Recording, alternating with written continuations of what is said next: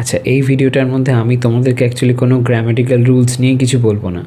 এটা বলতে পারো একটা রেকমেন্ডেশন।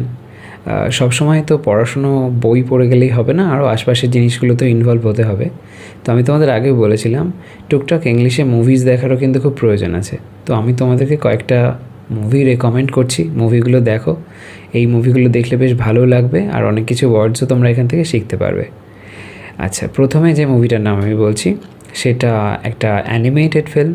আমার খুব ভালো লেগেছে সিনেমাটা, বেশ কয়েকবার দেখেছি। মুভিটার নাম হলো ইনসাইড আউট। ইনসাইড আউট অসাধারণ কনসেপ্ট, অবশ্যই দেখো মুভিটা। এর মধ্যে থেকে অনেক ওয়ার্ডস তোমরা নতুন নতুন পাবে, সেগুলোকে বোঝার চেষ্টা করবে। আর হিন্দিতে ডাবড বা কিছু এরকম শুনবে না, বা অন্য কোনো ল্যাঙ্গুয়েজে, সরাসরি ইংলিশেই শুনবে।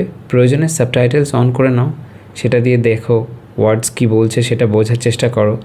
লাইনটাকে মিলিয়ে মিলিয়ে শব্দগুলো কী উচ্চারণ হচ্ছে সেটা দেখার চেষ্টা করো। নোট ডাউন করে নাও, তারপরে সাবটাইটেল অফ করেও দেখতে পারো। এরকমভাবে ওকে প্র্যাকটিস করো। আরও একটা মুভি বলছি, দ্য পারস্যুট অফ হ্যাপিনেস।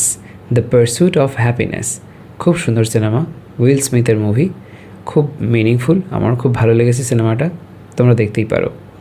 আর একটা যেটা রেকমেন্ড করবো, এটা ঠিক মুভি না, অ্যাকচুয়ালি একটা টিভি সিরিজ, বলতে গেলে নেটফ্লিক্সের সিরিজ।